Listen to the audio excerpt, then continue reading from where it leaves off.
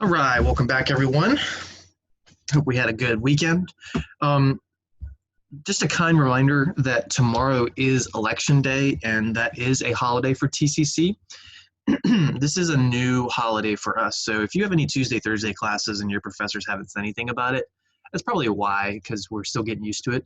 So, you know, like I said, if your teacher thinks you have class tomorrow, maybe just shoot them an email and say, hey, Mr. So-and-so or Mrs. So-and-so, isn't tomorrow Election Day? The TCC calendar says classes are canceled. You know, just a friendly reminder, because maybe they need it. I know at least one person has needed it, and I'm pointing at myself in my Tuesday, Thursday classes. But again, irrelevant for us. We are going to do two quick examples from 2.8. I said I already basically considered ourselves having finished the section, so our test on chapter 2 is still going to be the 4th and the 5th. That's this Wednesday and this Thursday. It will be the same style as last time. It'll be 2 hours, 20 questions. You'll have to turn in your work in Canvas. There will be a spot for that. You will have to have it submitted within 15 minutes. I do have a review available in my math lab. I think I finished that Friday morning and I notified y'all about that. That sounds right. You also just have a PDF copy of a review if you wanted to try a little less hand-holding. So plenty of available study guides. Look at your notes, look at the old homework problems, put in the time and effort, and do well. All right, so let's just remind ourselves these three formulas from 2.8, because 2.8 really is just three formulas that you have to memorize. We had our distance formula, and we did a couple examples with that. So that was big square root, some things that look like the tops and bottoms of slopes, but they're being squared and added, just similar features. Then we had our midpoint, which we said was just the average of each coordinate pair. And then we had our equation of a circle, which is what we're on now. And we said that this is related to the distance formula, and we talked about that already. We're not going to talk about it again. So we did example 3A and B, where I gave you some information, the radius and the center, and asked you to write the equation. Now what we're going to do is I'm instead going to give you the equation and ask you to identify the important information about it. So example 4. Oops, why did I do it that way? Example 4, identify the radius, R for radius, the center, and then draw the circle. And for A, we're going to have, oops, I won't need that, that'll be okay. X minus 3 squared, then plus y plus 4 squared equals 9. So we are identifying the radius, finding the center, and then later we're going to draw it. Those are our three goals for this problem. So the center is based on the numbers inside of the x squared and the y squared. Those are the numbers that determine the center. But you have to be very careful. If you think the center is -3, 4, if you thought that was the center, spoilers, you're going to be wrong. Now you might say, oh, well, were you supposed to swap the 4 and the 3? And that would also be wrong. Why is it not -3 and plus 4? Let's go back and look at the formula for the equation of a circle, this thing. So here is why it wouldn't just be a -3 and a positive 4, because of these signs right here.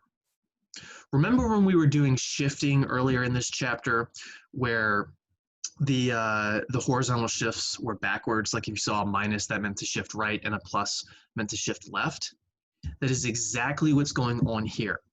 This is exactly the same scenario. So a minus and then a number says that the center is actually the opposite of the number seen. So if you see a -2, then you would use a +2 for that coordinate. If you see an x plus 2, that means the value of the coordinate would actually be a -2. So you're going to take the opposite of the signs that you see. And this is going to be a common theme. I mentioned that when we talked about shifting, that was going to pop up again. So here's the first time it pops up again, and it'll happen again. So the center here is not -3, positive 4. It's actually +3, -4. You're taking the opposite of these because it's like x minus h, so the 3 is the h. And then this is the y minus k, but because that's a plus, the k has to be negative. Because then you have a minus and negative, and it fixes everything. Then for our radius, and I know I said radius first, but nobody cares what order you give it. The radius is not just 9. If you say 9, that would be wrong. It involves the 9, but remember that that formula, the number it equaled to, was the radius squared. So again, it's not 9. It's actually the square root of that number, the square root of 9, because this is supposed to be r squared. So to figure out r, you take a square root. Now you might be saying, well, Mr. Beckner, don't you take a plus or minus square root? That is true, except we're dealing with geometry. You can't have a negative radius, so we throw that out. So yes, technically you would do a plus or minus, but because we're talking about the radius of a circle that cannot be negative, then you don't take the negative. So it's just 3, not plus or minus 3. Just a regular old positive 3. And with these 2 bits of information, we can draw our circle. Now, doing this in my math lab is, I don't know, kind of easy, but by hand, slightly more challenging. So 3, -4. So we're going to make a right-sided and down-sided heavy graph. Right, 1, 2, 3, then down 1, 2, 3, 4. Now this point right here is my center of my circle at 3, -4. That's right 3, down 4. That's our center. I'm going to write a little C for center. Here's the thing about the center of a circle. It's not actually a point on the curve. This is an imaginary point. This is more of just a reference than the actual circle. So I'm going to do the circle itself in blue, but a little better than that. I don't want to just randomly draw a circle because it's supposed to have a specific width, diameter, circumference, radius, all these things. And that radius is 3, which would make the diameter 6. And then the circumference would be 6 pi, but we don't need all that. So I kind of detailed this last class really, really quickly. But what you should do is just from the center, go up 3, mark a point. Go left 3, mark a point. Go right 3, go down 3, mark those points, and then just draw a center using those 4 points. So from here, from a height of -4, if I go up 3, I see I'm not going to go to a height of 3. I'm not going to go here. That would be wrong. You go up 3. So 1, 2, 3. And I'm not saying all those are points. I'm just demonstrating that this is where we go because we go up 1, 2, 3 to get there. So there is a point on the circle at 3, -1. Then you would go down 3 and left 3 and right 3. Now, not from that point, from the center. So left 3, 1, 2, 3, puts us on the y-axis. I'm going to need to label some more numbers on my x-axis. 4, 5, 6, -5, -6, -7, because I got to go 3 each direction. So from x equals 3, we go right to 4, 5, 6. And then from y equals -4, we go down 3 to -5, -6, -7. Kind of looks like I just made something I would want a plus sign out of. No, that's not what you do. You just make a circle as smoothly as you can. It might come out looking a little oblique or looking a little elliptical, if you will. But that's okay because we did this by hand and on a blind tablet. That's pretty good for myself. My math lab, all you do is click the center and then with your mouse, you just pull right or left or right to make it bigger or smaller. And then you just try to make sure one of these edges is 3 units away from where the center was. It's another case of my math lab makes it entirely too easy. B, we're going to have parentheses x plus 5 squared, then plus y minus 1 squared equals to 36. So our center, again, you're supposed to be taking opposite values for the h and the k, for the x1 and y1 if you prefer calling them that. So it's not 5, -1. The center is -5, +1. the way you think about it is if you were to put these x and y values in, this parentheses squared would just become 0. If you put -5 plus 5, that's 0. 0 squared is 0. So when you plug in the center of a circle, it should make the parentheses square parts just turn into 0.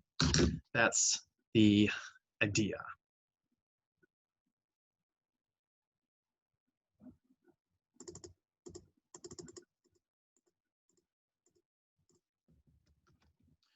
All right, then the radius. So this is the r squared, which is 36. So we take the square root of 36, and that's just 6. Again, not a plus or minus because you can't have a negative radius. Geometrically, that doesn't make sense. And then we can just draw this up. -5, 1. I need a little more left-sided heavy graph. I'm thinking.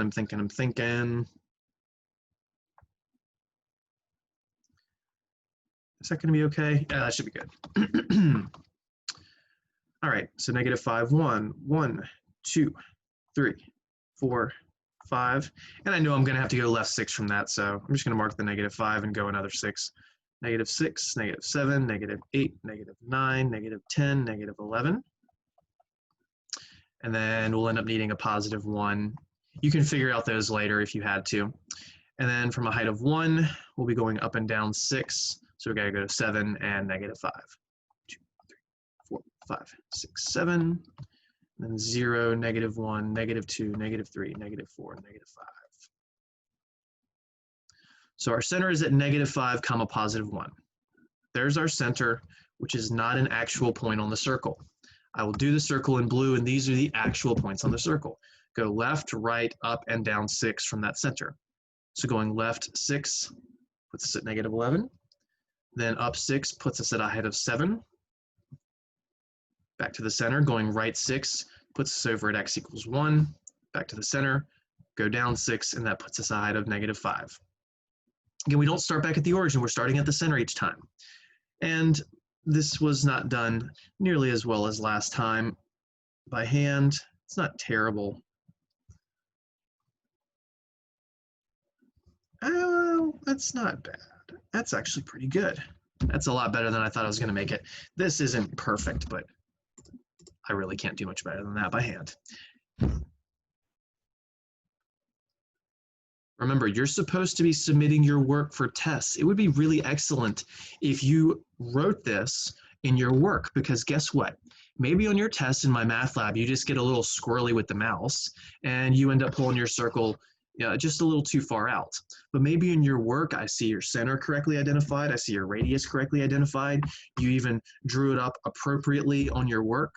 Then you could say, hey, Mr. Beckner, please take a look at my work. I think my circle is right. I just goofed up when I made it in my math lab. And then I could give you a solid amount of credit, if not all of it, potentially. So showing your work is still critical. Don't think just because you're taking a My Math Lab test that you're not supposed to show your work, because you will never earn yourself partial credit without work with this. All right. So that is that for 2.8. That is that for Chapter 2.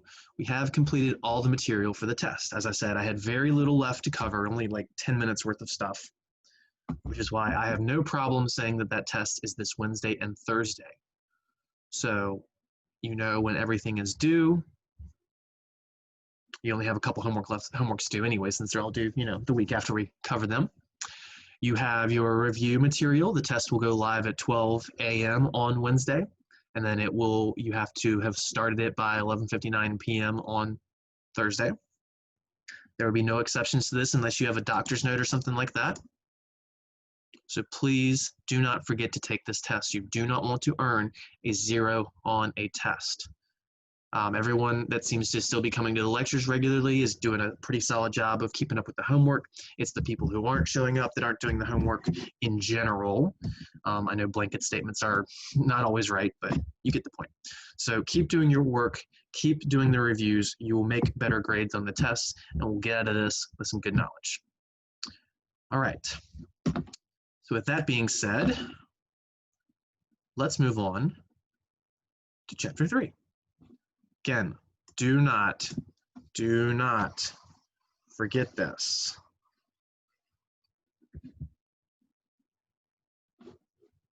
Remember, I know I don't have it written down, but you will have to submit your work in Canvas. All right.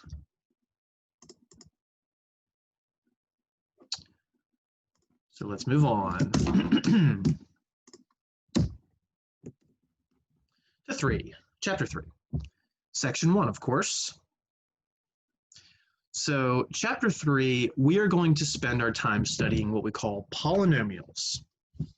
Now, we're going to work our way up the polynomial chain, and we've already dealt with polynomials. We've talked about solving some equations that were polynomials, whether they were quadratic or even higher. We've had factoring, we've had substitution methods. So this chapter, we're going to have a much heavier emphasis on graphing these polynomials. And you might say, well, Mr. Beckner, back in section 2, I want to say 4, maybe 2.5, when I gave you those general shapes of curves, like we had the x squared was this, and the absolute value was this, and the x cubed was this. You go, oh, okay, well, the x squared just, points up, points down, and we can shift it left, right, up, and down, all that stuff. That's how we're going to graph all of our quadratics, right? No, that is not how we're going to be graphing quadratics moving forward. And I mentioned that, I stressed that back in chapter 2, that we weren't really getting a good graph of any of those shapes except maybe the absolute value. We were sketching the graphs because all we were doing was plotting one point and then from that point just drawing a generic shape. But we weren't making sure that that shape was going through any other points. And these curves are more complex. So you really are, if you want a good graph and not just a sketch, you're supposed to find 2 or 3 or 4 points that it goes through. And the more complicated the graph, the more points you need. So you might go, oh, okay, well, Mr. Beckner, if we want to graph quadratics, then just go with like -4, -3, -2, -1, 0, 1, 2, 3, 4 for your x's, find your y's, and then plot all your different points. And I'm going to say, no, that's not how we're doing things in here. We are not just going to use a table of values with random x values or x values being walked up in steps. We are not just going to plot what we call the vertex and then drawing a generic shape from that. We are going to be finding several points, specifically all of the intercepts, the vertex, and then maybe even a couple points after that. So when we're now graphing our parabolas, which remember the generic shape is still, again, before it was just vertex and then plot it up, or vertex and plot it down. This was before. But in order to make this very accurate, what you actually need is 3 points. You would need to know where that point is and maybe where that point is. And they don't have to be symmetric. You could say, all right, well, I've got this point and then I've got this point. But the symmetry just helps. So you need 3 points at a minimum. I don't want to use the word minimum because that might confuse you. 3 points at least.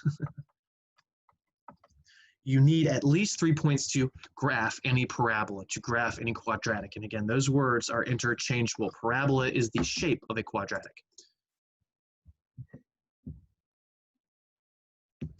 So what is this process? I've already mentioned vertices, intercepts, additional points, symmetry, all these things that can be very, very helpful.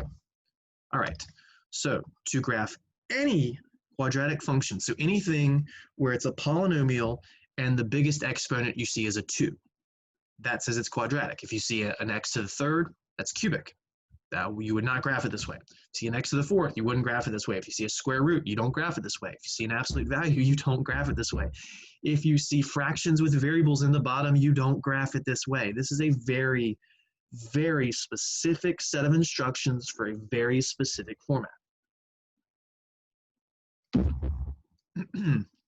First, determine whether the parabola opens up or down. You can do so based on the sign of A. If A is positive, then it opens up, and if it's negative, it opens down. What am I talking about? What A? I haven't written an A anywhere. Well, that's going to refer to this, what we call in standard or vertex form.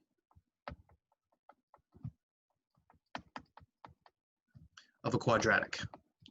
So this little A that I'm referring to, the function f of x or y, it could be y equals still, is equal to a parentheses x minus h squared, close the parentheses, and then a plus k.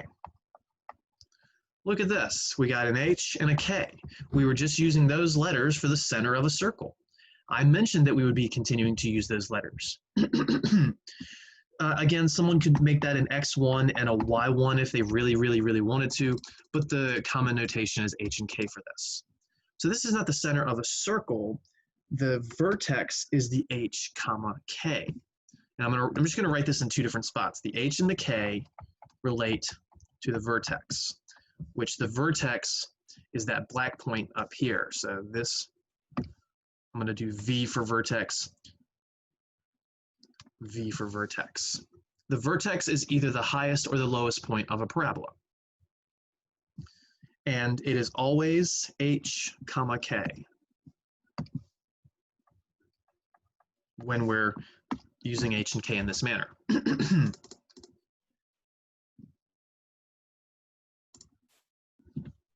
So notice this. The h has a minus with it.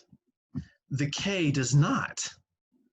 This is the same exact concept as the shifts for horizontal being backwards and vertical. They aren't. That is exactly a one-to-one correlation of events here.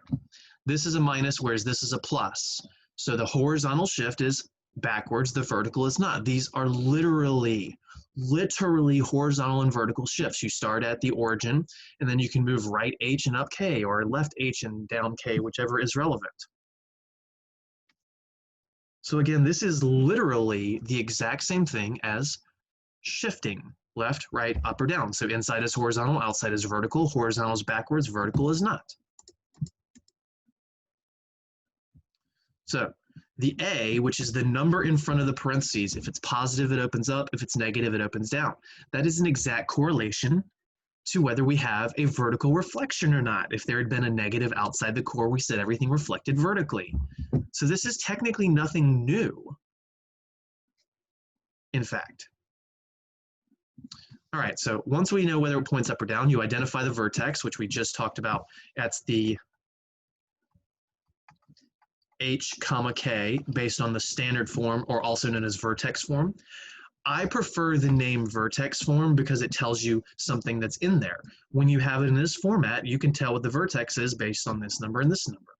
Calling it standard form doesn't tell you anything about it. It's kind of boring. It's extremely confusing too, because later we're going to show you the general form, and standard versus general. Again, you have no reason to know what is in what. I cannot tell you how many times I have swapped what standard form and general form are in my head. I know how to use them. The names don't really matter. The names suck, in my opinion. That's why I prefer the name vertex form for this, because it tells you something you have. So once you've identified the vertex, you can even plot that point. And then you know from that point, you're just either going to go up or you would go down, one or the other, not both. But you wouldn't just draw that again. You need some extra points. That's what steps 3 and 4 are going to do. These two steps right here are going to be in almost everything in chapter 3. Anytime we're graphing in chapter 3, you are going to need to find all of your intercepts. And remember, intercepts are where we cross an axis. So as a reminder, let's say you had some curve that looked like this. This point right here is a y-intercept because that's where it crosses the y-axis. This point right here would be an x-intercept because that's where it crosses the x-axis. You can have multiple x-intercepts. You can only have one y-intercept because then it wouldn't be a function if there were two. But you can have multiple x-intercepts, that's fine. It might not be an invertible function, but that's still okay. So x-intercepts are found by setting the y equal to 0. Remember, the intercept always has a 0 opposite the name. A y-intercept is always 0 comma something, because you have to go left or right 0, whereas an x-intercept is always something comma 0, because you go right, but then not up or down.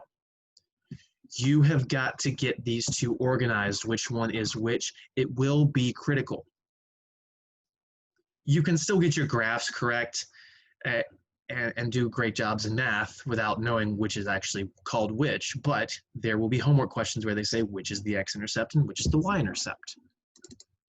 So x-intercept is when the y is 0, y corresponds to f of x. So you just set the function equal to 0 and solve. You might have to factor, you might have to use the quadratic formula or complete the square if you prefer, that's up to you. Once you find all of your x-intercepts, of which there can be more than one, find your y-intercept by just plugging in 0 into the function. And this is pretty easy most of the time. Now I will say, once you've done steps 1 through 4 for these, usually you don't have to do step 5. Usually you don't have to do step 5, which is plot any additional points as needed. The only time you would ever have to do step 5 is if you can't find any intercepts. If you can't find any x-intercepts, maybe you only find a y-intercept, then you'd only have 2 points and you need a third. Now, I said to use symmetry if you're able to, which I'll describe later, but you could also just plug in any x value you haven't used. So if your vertex happens at x equals 1 and your intercept was your y-intercept was at x equals 0, then you could plug in x equals 3 or -5 or 29.5. It wouldn't matter. But again, most problems are done by step 4. Occasionally, you'll need another point, and you can use symmetry, which we'll talk about soon.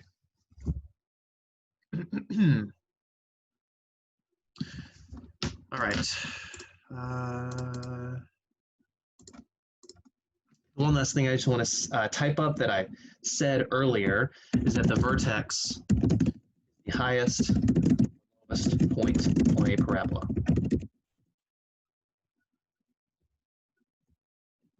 Along with the axis of symmetry, vertical line, x equals h. X equals h is a vertical line. It's vertical because it's x equals a number, and we can tell that whatever the x value of the vertex is what that number would have to be to make it symmetric, because that's where the vertex is going to be located at. Imagine you've got your vertexes right here. Here's your h, comma k. And then you draw your parabola, you got some more accurate points, whatever. Your axis of symmetry, we tend to do as a dotted vertical line that splits this in half. AOS for axis of symmetry. So that axis of symmetry says that if you've got a point that's right 3, and that point would be, some number comma some number, you can very easily figure out what this point is because it would have to be left 3. If you go right 3, there's a point. If you go left 3, there's a point from that height. Or maybe up here, if I go left 7, I could go right 7 and find a point as well. That's how an axis of symmetry works. That is very useful to find your additional point, because maybe you have this point to the right and you can say, well, instead of plugging in another x number, let me just mirror it and boom, there's another point. The y-axis is not the mirror, generally speaking. It can be, but it's rare. The axis of symmetry is not one of your original axes. It's this new thing. So you're just putting the mirror wherever it's relevant for the graph.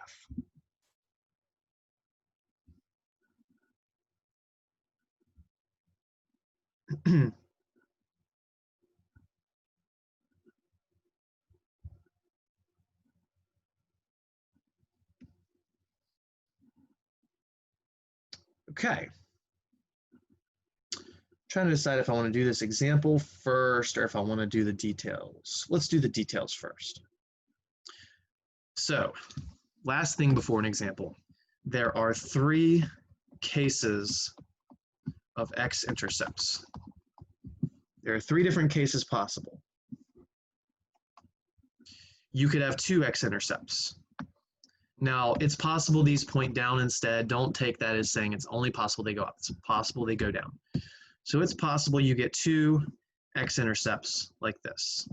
And then maybe your vertex is down here, and then your parabola just looks like this.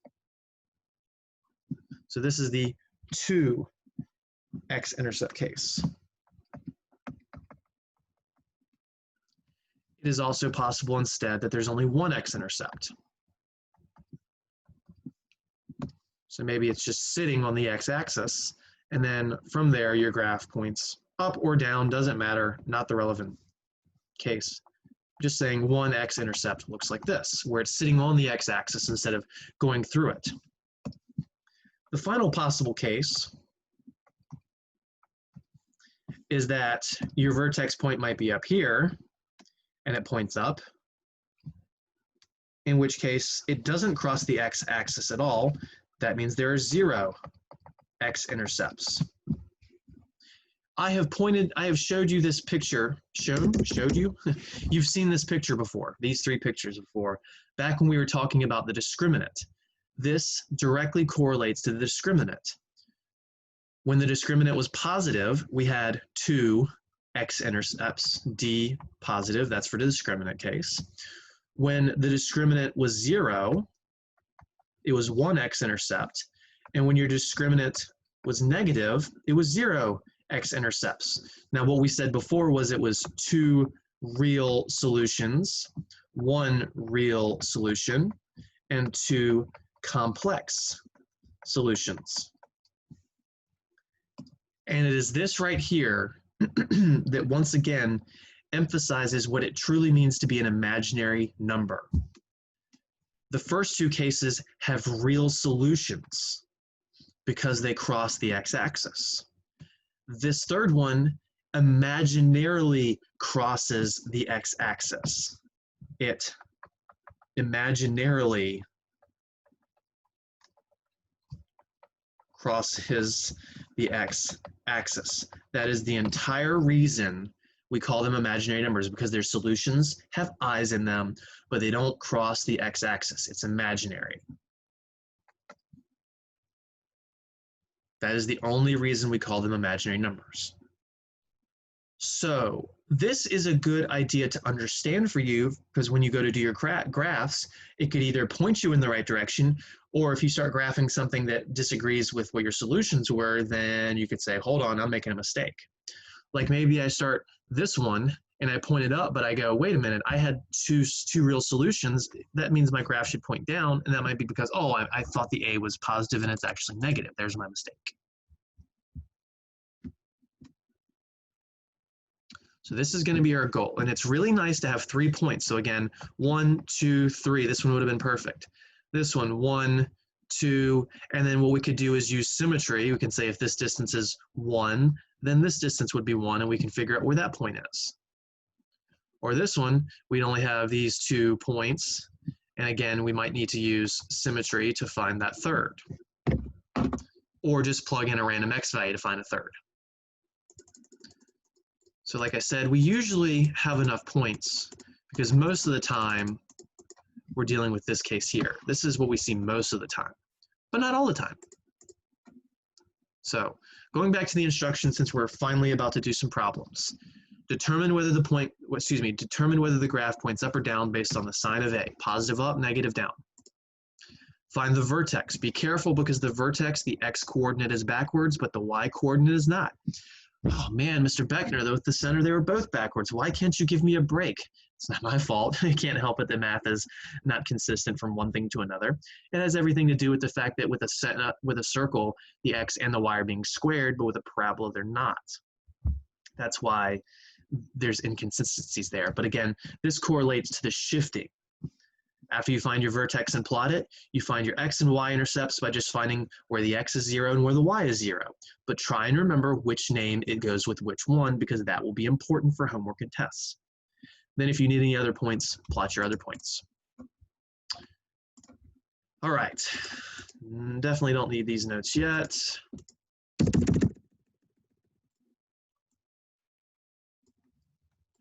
All right, so we're up to example 1. Why does it keep doing that? Silly computer program. Example 1, graph. A, we're going to have f of x or y, doesn't matter how we write it, equals -2, parentheses, x plus 3, sorry, x minus 3 actually, squared, and then a plus 8.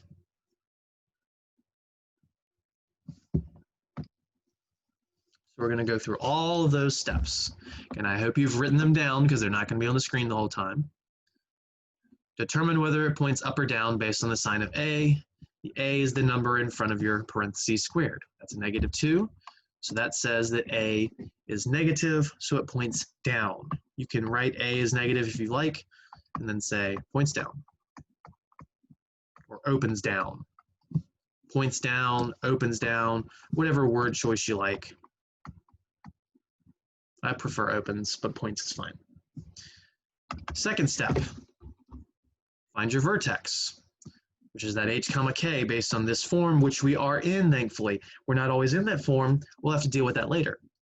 So the x coordinate, you change the sign. The y coordinate, you do not. Practice makes perfect. So this -3, you're going to change its sign to a +3. So our vertex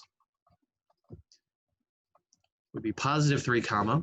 And then for the k, you do not change the sign of that number, so it's just a +8. This is where people make their simple mistakes. They go -3 comma -8 or -3 comma 8, but it's 3 comma 8. Then we can find our intercepts. So we're up to step 3. And the order you do these things is completely arbitrary. I could do step 4, then step 2, then step 1, then step 3. It does not matter. It's just get them done. So next we're going to find our intercepts. I will do the x-intercepts first to keep it in order. So we're doing x-intercepts. I will not scroll back after this. We'll do y-intercepts next, which is f of 0. X-intercepts are when you set the y equal to 0. You set the function equal to 0. You set the whole thing equal to 0. So our x-intercepts, could be singular, plural, or none, is where we set f of x equal to 0. So we go 0 equals -2 parentheses x minus 3 squared plus 8, not equals 8. Sorry about that. I was looking at the equal sign. And then we solve for x. Now you might say, oh, well, distribute the -2. That's a terrible idea to do first because exponents come before distributions. You might say, we'll take the x minus 3 times itself and FOIL and then distribute the -2 and then add the 8. That's fine, but you're not going to like the process. Remember that square root property. If you have a parentheses squared, you can isolate it and then do something from there. So let's do that. Let's subtract 8 on both sides, which will give us -8 is equal to -2 parentheses x minus 3 squared. Let's then divide both sides by -2, which will give us +4 equals parentheses x minus 3 squared. And then what we do is we take, is it just the square root? Question mark, inflection, and voice? Question mark? It is not. That is not what we just do. We are not dealing with geometry here, not a circle. We're dealing with true algebra and graphing, so you cannot forget your plus or minus. That is where people go wrong. Pre-calc 1, pre-calc 2, calculus, differential equations, it doesn't matter. The square root of 4 is 2, so that's a plus or minus 2 on the left side. Then equals the square root and the square cancel, so that's just an x minus 3. And then we're going to add 3 to both sides, remembering to put it in front of the plus or minus for reasons. So we get 3 plus or minus 2 is equal to x. Do not stop here. This is not a valid answer because you can actually do the plus and the minus. Also, we're trying to find intercepts, so we need to label coordinate pairs as our answer. So because this isn't 3 plus square root of 2 or 3 plus 2i, you can add and subtract 2. 3 plus 2 is 5. 3 minus 2 is 1. So that tells us x equals 1 and 5. And if you think this is the answer, you are wrong. You need to make these coordinates. So our x-intercepts, it's not 1 comma 5, it's 1 comma 0 and 5 comma 0. Because intercepts always have a 0 coordinate and the 0 is always opposite the name. And if you don't trust this, plug in 1 to the original function and you'll get 0. 1 minus 3 is negative 2. Negative 2 squared is positive 4. 4 times negative 2 is negative 8. Negative 8 plus 8 is 0. Boom. Works. Now let's do our y-intercepts. That's where we just find f of 0. We're making the x value 0 this time. So that's negative 2 times 0 minus 3 squared plus 8, which is negative 2 times negative 3 squared plus 8. Do not multiply first. Got to do your exponent first. Negative 3 squared is positive 9. So that's negative 2 times 9 plus 8, which is negative 18 plus 8, which is negative 10. So f of 0 is equal to negative 10. So our y-intercept is 0, negative 10. Write this down if you think it'll help you. You will always have one y-intercept. The x-intercepts could be 0, 1, or 2. It's questionable. It depends on the problem. So we got our vertex. Here's our first point. We got our x-intercepts, second point and third point, and a y-intercept of a fourth point. I have said that you need at least 3 points, so we are golden. Now, you might say, well, Mr. Beckner, since we already had the vertex and the x-intercepts, that was 3 points, couldn't I have just gone on? Probably not, because my math lab is going to want to know what the y-intercept is. They are very, very particular about this. So while you can actually make an accurate graph with just the vertex and the 2 x-intercepts, you will generally need the y-intercept, and that will be important for homework and tests. If you forgot the y-intercept on a test, you would not get full credit. So let's plot those 4 points. Let me just kind of pull this back some. So here's our graph. We need a more heavier on the negative y-axis, so something like this. All right, so 0, negative 10. Where was the vertex? 3, 8. I'm gonna need a little more on the y-axis. Let's make that like here. So 3, 8, that's gonna be right 3, 1, 2, 3, and then up 8. 1, 2, 3, 4, 5, 6, 7, 8. Here's our vertex, and you could label that with a little v if you really wanted to. It is a point on the parabola. It is the highest or lowest. Because this point's down, it is specifically the highest. Now here's what's cool. I don't even have to identify this part, the A being negative so it opens down. When I plot the vertex and the other 3 points, that's all going to fit the same puzzle. It's just nice to see that to confirm it in case we make any mistakes. Our x-intercepts with a 1, 0 and the 5, 0. Here is right 1, up or down 0. And then we got to go right 5 and up or down 0. So there's our x-intercepts. And again, on a technical level, this would be good enough to make our parabola. However, my math lab and I will want that y-intercept for good practice because not all of them happen to get 2 x-intercepts. So the y-intercept of 0, negative 10, we just need to go down 10 from the origin. 1, 2, 3, 4, 5, 6, 7, 8, 9, 10. So there's our y-intercept. Now we can connect them and extend them. And I'm going to zoom in so I can do this a little better.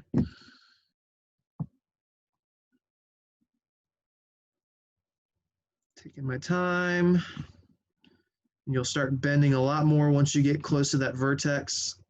Boom.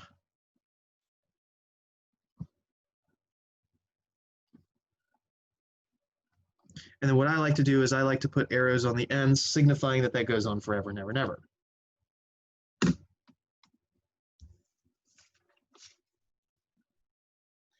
Now, I did not ask you to graph specifically the axis of symmetry. I did not ask for the axis of symmetry. However, and I'm not going to ask for it specifically for most of these, but in the homework, sometimes they do. In the homework, sometimes they don't. You have to be on your toes. You have to pay attention. So if the problem, all it said was graph in my math lab, you would not have to do what I'm about to do. If it asks for the axis of symmetry, then you do have to do what I'm about to do. So just in case, if it asks for the axis of symmetry, you would have a spot where you have to write what it is. Now this is critical. We said the axis of symmetry is just a vertical dotted line splitting this bad boy in half, making that mirror. And whatever the vertex is, this 3, 8, whatever its x-coordinate is, by design would have to be the equation of that vertical line. So this point right here was 3, 8, just as a reminder. Let me move a little to the side though. 3, 8. The x value is the 3, so that is what the axis of symmetry has to be. If you just do this, if you just write 3, it's wrong. That is not an equation of a vertical line. You are not demonstrating that you understand it's an equation of a vertical line. X equals makes it a vertical line. And then you would just do dot, dot, dot, dot, dot, dot, dot, dot, dot, dot, dot, dot, dot, dot, dot, dot, dot, dot, dot, dot.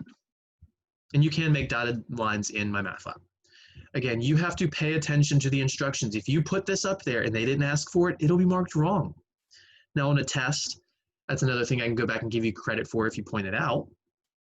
But I would not give you full credit for not reading instructions. I would say, well, I'll give you 4 out of 5 points because everything else is perfect, but you gave me something I didn't ask for, and sometimes we don't want TMI. We don't want too much information. But obviously I'm not going to punish you harshly for that. But again, you have to let me know. So what are we going to do? We're going to pay attention. Sometimes the axis of symmetry needs to be drawn and identified. Sometimes it doesn't. So let's just look over what we did again. We found our A so that we knew whether it was pointing up or down, and our graph even confirmed that it pointed down. As I said, this was an optional step, but it's helpful, and I do suggest doing it. In MyMathLab may specifically ask you that. We find a vertex because this is in vertex form. It's these numbers that tell us, but you have to be careful with the signs. Then we find our different intercepts. X-intercepts is when we set the whole thing equal to 0, and we did some algebra from another chapter where we did that square root property. This plus or minus square root is never going away. Don't forget it. We got our points. Then we found our y-intercepts by just making the x 0. We got our point. And see, because it's a function, since we're plugging in one value, we can only get one value out of it. These are different x values, so it's okay that they led to the same y value. It would not be an invertible function unless we trimmed some of it, but it's still a function. And then we just graphed it. We made an axis of symmetry just in case we were asked to. And boom, there's our graph. See, that is much more accurate than just plotting a vertex and trying to guess how wide is it. Is it supposed to be like that? Is it supposed to be like this? Is it supposed to be really wide? I don't know. But by getting those other points, we do know. Now, again, on a technical level, do your points have to be intercepts? No.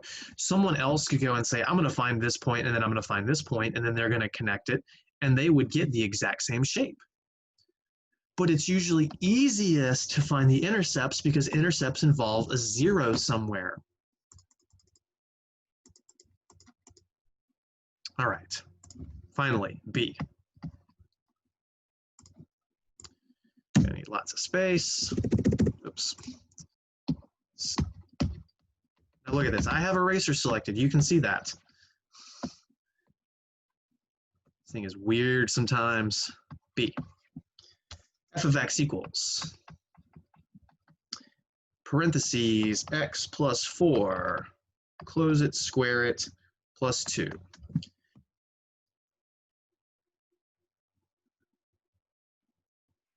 Spoilers, this one is going to be a little more annoying, maybe more challenging than the previous one, but still within our realm of capabilities. Good idea to find the A. The A is positive this time. You might say, well, how do you know that? There's no number in front of it. Well, it means that that's a positive 1 that's right there. If you don't see a number in front of a product, it's positive 1. So since it's positive, it opens up.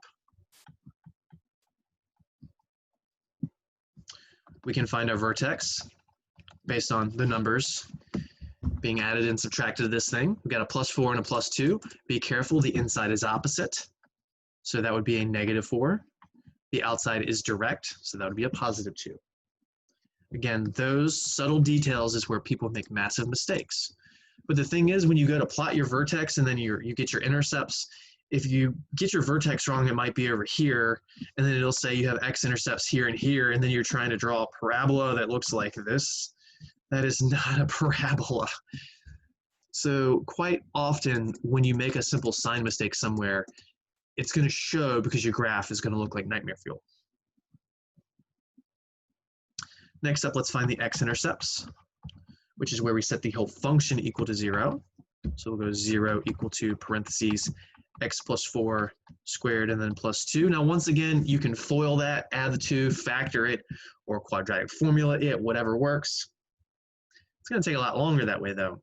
Square root property.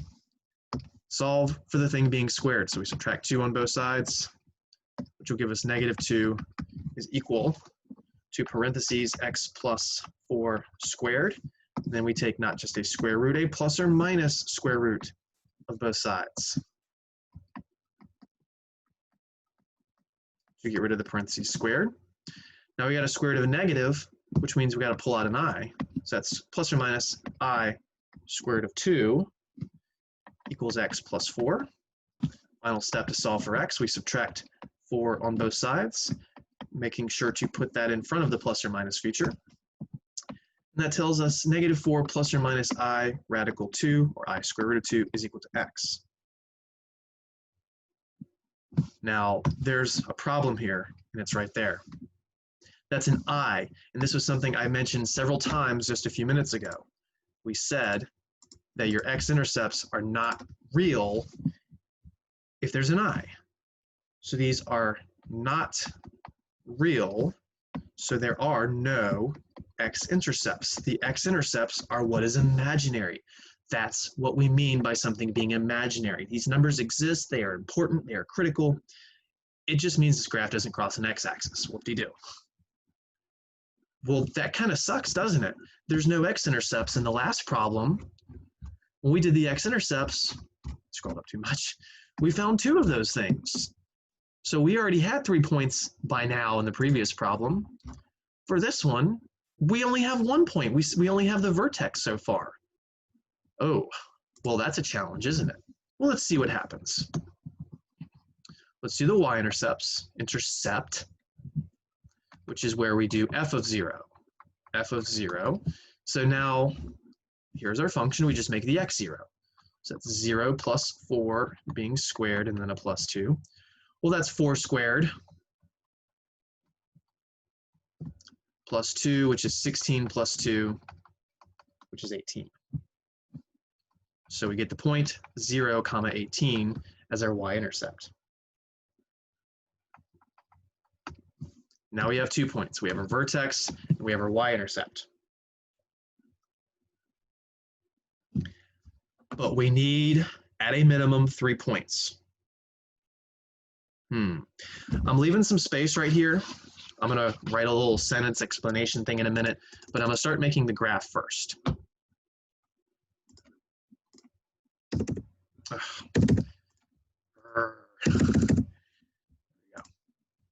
So let's start making the graph. Let's see what we've got so far.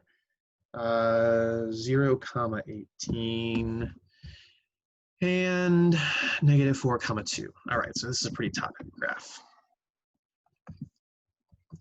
So 0, 18 was our y-intercept.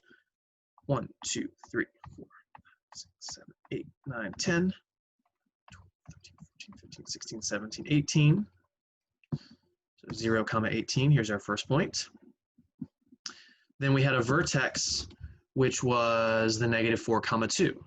So that was left 4, up 2.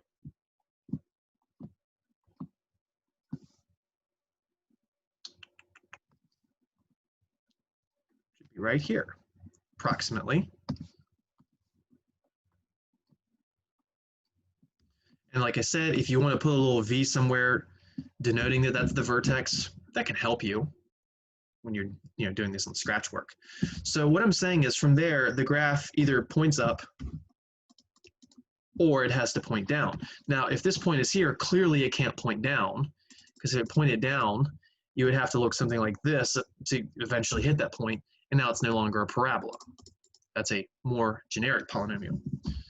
So we already know that this curve is basically going to do this on the right side. Again, kind of flat. I can do a little better than that. Kind of flatten out as you get closer and closer to the vertex, like that. Again, this is not a vertical line. It does keep going up and right from there. So all we got is those 2 points, and you need 3. What do you do? Well, someone could just say, all right, well, let me find what this point is. They could do f of -3 equals question mark. Or they could do f of -2 equals question mark. Or they could do f of -5 equals question mark. Or they could do f of 12 if they really wanted to, but that would not be my suggestion. I would say to stay left of the vertex, but you don't have to, technically speaking. But that is not what I'm going to do. I mentioned earlier in step 5, let's scroll back to the instructions. Step 5, plot any additional points as needed. You need at least 3. Use symmetry if you're able to. So I've talked about that symmetry argument. Shoot. Whereas if you have a point of a certain height that's not at the vertex and it's 3 or 4 or 5 away, you can just go from that axis of symmetry that many in the other direction, and boom, you get a point. So let's draw out the axis of symmetry. Again, I technically didn't ask for it. Maybe I do, maybe I don't. Here's your axis of symmetry. It's just a vertical line going through the vertex. This is our mirror for the problem.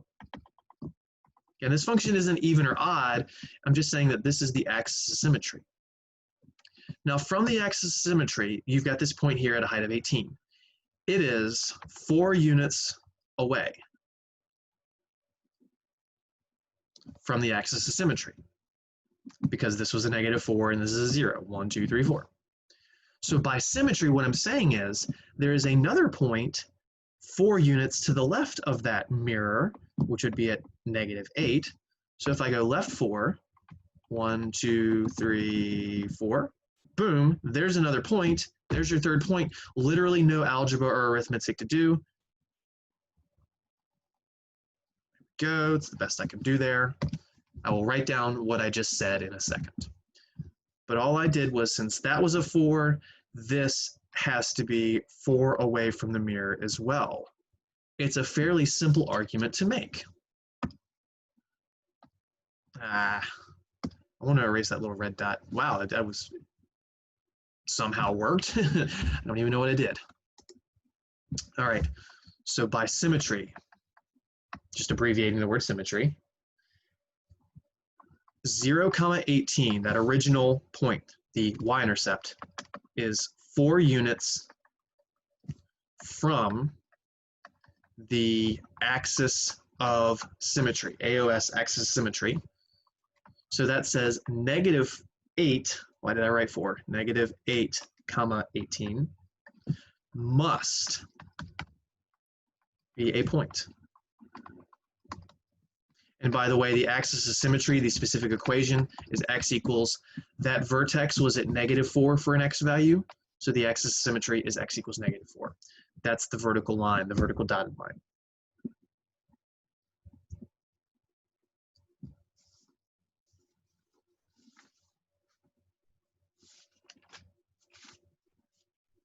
Things that are in vertex form are easier to deal with as long as you know the patterns. As long as you remember, for the vertex, you take the opposite value here, and you take the same value here. And remember, you can always plug things in and try them out. Oh, this is -4, 2, so if I plug in -4, I expect the answer to be +2. And if you put a -4 here, this is all going to be 0. 0 squared is 0, plus 2 is 2. So it works. That's a good sign. So if I thought my vertex was at +4, 2, if I mess that up, if I put a 4 here, 4 plus 4 is 8, 8 squared is 64, 64 plus 2 is 66, that is definitely not 2. So you can take the time to do these little researches and checks and all that stuff to make sure that things are okay, as long as you have the time. All right, still not ready for these notes. So you go away. So again, there was your answer. Maybe my math lab asks for the axis of symmetry to be typed up and drawn. Maybe it doesn't. You must pay attention to the instructions. If you give it too much information, it's going to mark you wrong. If it asks for it and you don't graph it, it's going to mark it wrong. Again, on homework, I'm not going to give any fudge points for that. But on a test, if you showed your work and you emailed me about it, I could say, okay, well, here's some of the points for it. 4 to 5 points, because all you did was you gave me the Axis of Symmetry, or maybe 4.5 points out of 5, something like that. I don't know. But definitely generous as long as everything else was correct. You would lose more points for not doing the axis if it asked for it versus giving it to me if it didn't. And if I'm in a good mood, I might even say, I'm not going to take off for drawing the axis, but I need to be in a really good mood. All right. So that is the vertex form. Vertex form is really, really helpful because you can immediately just look at this thing and say, boom, vertex. The Y-intercept is usually pretty easy to figure out. The X-intercept can be a pain, but finding them is a skill that you were supposed to have developed back in chapter 1, so hopefully you haven't lost that skill yet. When we're in what we call the general form, I did type up the Axis of Symmetry stuff, right? Yes, I did. Good. Just making sure. So now we're going to talk about what we call the general form. So standard form was what I also called vertex form. General form doesn't have another name. General form of a parabola is just f of x equals ax squared plus bx plus c, where a, b, and c are numbers. But it's kind of nice to know it's the exact same, that looks like sane, a as before. The a in general form is the same a as in standard form, so that a still tells you whether you point up or down. It also tells you how wide or narrow it is, but we're not needing to really get into that because we're getting other points to figure that out. But it is an alternative way to graph parabolas. So here a, b, and c are numbers. Whoop-de-doo. In the last problem, we called them h and k, and we said the h and the k gave us a vertex, which is literally the most important of a quadratic. There's no number up here just telling me, oh, well, that's the vertex. So the general form is a little more annoying to look at it because there's no really good, juicy information screaming at us. But that's not to say we can't find it. We can't find that juicy information. So in this form, how can we find the vertex? The vertex, well, one method is to complete the square on this thing. You take your ax squared plus bx plus c, and you complete the square on ax squared plus bx. And then you would say, oh, well, I add that to both sides. Well, unfortunately, since this is an f of x equals the function, you can't add another number to that side, so you actually have to add and subtract it to the same side. With that a, you can't just divide it out, so that thing might get multiplied by the a. It's extremely confusing. I do not feel that we should be teaching it in Pre-Calc 1 in a little 10-minute session. So all that stuff I just said, I would suggest that you ignore me. Now, if you are advanced and can learn that and operate that way on your own, go for it. It's an awesome method. But what I'm going to give you instead is a formula. For your vertex, the h, which is the x-coordinate of the vertex, is equal to negative b over 2a. That's it. That's the x-coordinate of the vertex. And then the y-coordinate, which we call k, you just plug in the x-coordinate. That's all that says. Don't let this confuse you. K is f of h. What in the heck are you talking about? All that says is plug in the x value. That's all it says. To find the y value, plug in the x value. That's literally nothing new. So that's how we find our vertex. Still h comma k. Use a teeny little simple formula to find the h. And then you plug it in to find the k. Now there are textbooks and teachers that teach a formula for k. It's ugly. It's horrible. You don't want to memorize it. You don't want to use it. I don't suggest anyone use it. It is much easier to plug it in, and conceptually it makes sense. If you have an x value, you find a y by plugging it in. want to remind you of something. I'm going to remind you of what the quadratic formula was. It was x equals negative b plus or minus the square root of b squared minus 4ac all over 2a. Now this thing inside of the square root before we called the discriminant. So we said, oh, that's pretty sweet. The quadratic formula actually gives us two formulas. And we just referenced this discriminant earlier, talking about the number of x-intercepts, whether it's 2, 1, or 0, based on that being positive, 0, or negative. And it all makes sense based on how square roots work. Square roots of positives, you'll be adding and subtracting a different number, which is why there's 2. The square root of 0 is 0, so the plus or minus just goes away, and there's only 1. If you have a square root of a negative, that pulls out an I, and you can't imaginarily cross an axis, so you just don't cross the axis. But look at this, negative b over 2a, the other portion of that, that's the same thing as this. So the quadratic formula is a 3-fer. It's a 3-for-1. It gives you the formula for the solutions or the roots or the x-intercepts. That's all the same thing of a quadratic. It gives you a way to tell how many times you cross the x-axis. And it also gives you a way of determining the x value of the vertex.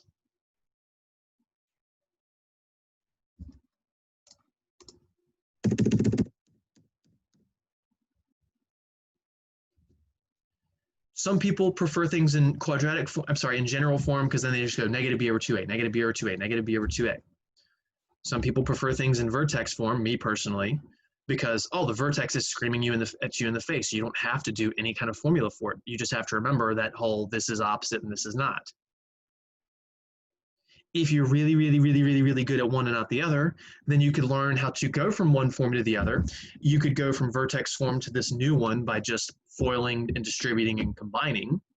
But to go from the ax squared plus bx plus c form to the other one, you'd have to do that completing the square jazz or know the formula. And I'm saying know the formula. It's much, much, much easier. 9 minutes. Oh, I really wish a wasn't a fraction. It's frustrating. I'm trying to figure out if I have enough time, and I know me sitting here not talking is wasting time. Let's try it. We gotta try. We gotta try. I'm not gonna cut class that early. We should be able to fit it there. So example 2, graph. Then for a, we're going to have f of x is equal to x squared minus 5x plus 6. Now some people like to go ahead and identify what your a's, b's, and c's are. That's up to you.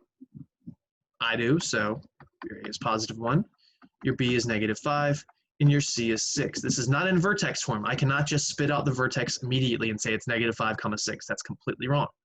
Neither of those is true. So to find the h, which is the x coordinate of your vertex, that would be the negative b over 2a. That's the formula, negative b over 2a. So take the b, which is negative 5, which makes it a double negative, over 2a, which is 2 times 1, which is positive 5 over 2. That is the x coordinate of the vertex. Excuse me. That's the h.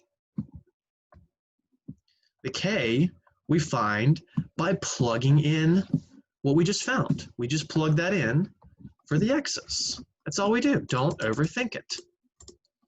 Now, you're going to get annoyed because this is a fraction we're plugging in, so that's 5/2 squared minus 5 times 5/2. I didn't need a parentheses, but I did it anyways. Then a plus 6. Oh boy, we got fraction math to do, don't we? So that k is equal to 25 over 4 minus 25 over 2 plus 6. You'll need to get an LCD. I'm not here to teach that. You've got to remember how to do that. The denominators of 1, 2, and 4, it's 4. So the k will be 25 over 4 minus, your new denominator is going to be a 4. 2 goes into 4 twice. 2 times 25 is 50. Then plus, that's 6 over 1 originally if you need to see that. 1 goes into 4 4 times. 4 times 6 is 24. So 24 over 4. 25 minus 50 is negative 25. Negative 25 plus 24 is negative 1. So we get negative 1/4 as the y value. It is completely unacceptable to not be able to handle fractions in this class.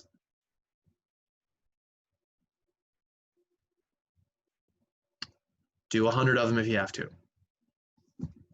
Put in the time and effort.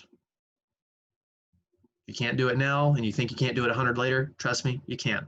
Just like lifting weights. The more you lift, the better you get, the stronger you get, and the more you can lift. The more you can lift, the more you can lift. So that says our vertex is annoyingly 5/2 comma negative 1/4.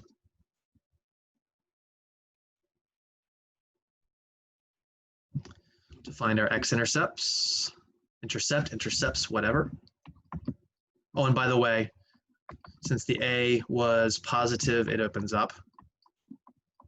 I forgot to mention that earlier. So our x-intercepts, this is where we set the function equal to 0. Now, there's no parentheses squared this time, so I'm not going to do any plus or minus square roots. You're going to factor or do the quadratic formula. This is pretty easy to factor. Factors of 6 that add to 5 are 2 and 3, not 1 and 6. That would subtract to 5. Know your sign arithmetic, know how factoring works. So I got to go x2, x3. To make sure they add to a negative, they both need to be negative. Set each of those equal to 0 using your 0 product rule.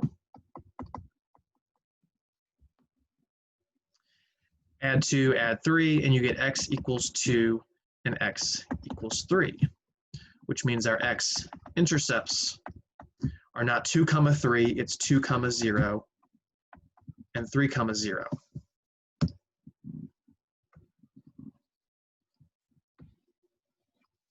Y-intercepts, I'm just changing colors to fit this in here. That's when we do f of 0. This will be ridiculously easy. Here's our function, so we go 0 squared minus 5 times 0 plus 6, which I hope is very obvious that it's 6. All the 0 stuff just goes away. So if f of 0 is equal to 6, that makes the y-intercept 0, 6. We have 4 points to plot. We're going to do that really quickly, and then we're going to call it a day.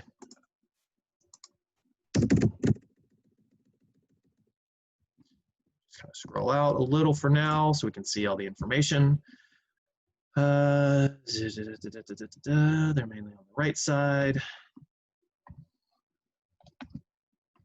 So 1, 2, 3.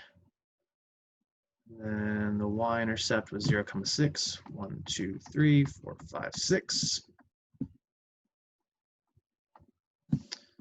So 2, 0 and 3, 0 is right there. 0, 6 is right here. I haven't plotted the vertex yet. That was the fraction one, so I saved it for last. There it is. 5/2, negative 1/4, which, by the way, 5/2 is the same thing as 2.5. It might just help you be able to figure out where that is. So 5/2, negative 1/4. That's what we're plotting. So right 2.5 and down 1/4. So if this is down 1, I'm going to go right 2.5 and then down just barely. And those points are a little too gigantic now that I've zoomed back in. There we go, much better looking. So right 2.5 and then down 1/4 of the way. There's our vertex. And we can just connect, make our nice standard looking parabola shape, keep going, keep going, keep going. Boom. If we need the axis of symmetry, it would be a vertical dotted line going through that point there, and that AOS would be x is equal to 5/2. So that's the difference of graphing in one form versus the other. The vertex is not staring you in the face. You just calculate it based on a simple formula and plugging in a value. There's nothing too complicated to get that. I actually think the intercepts are easier to find in this form. So it's kind of funny. One form, the intercepts are easier to find. The other, it's the vertex that's easier to find. So you can't always have your cake and eat it too. We are not finished with 3.1. We will finish that next class. So again, focus on chapter 2 stuff for now, finishing the homework 2.7, 2.8. studying for the test. Review materials are available. Test is Wednesday and Thursday. Do not forget that. Again, I will not give any extensions on tests unless you have things like doctor's notes, court notes, anything like that. Hit me up on email if you have any questions. I hope this was a helpful study day. We're going to get really, really, really heavy-handed in this graphing coming up. This is about as easy as it gets, admittedly, but we will be taking our time and just picking up along the way. All right, have a good day, everyone.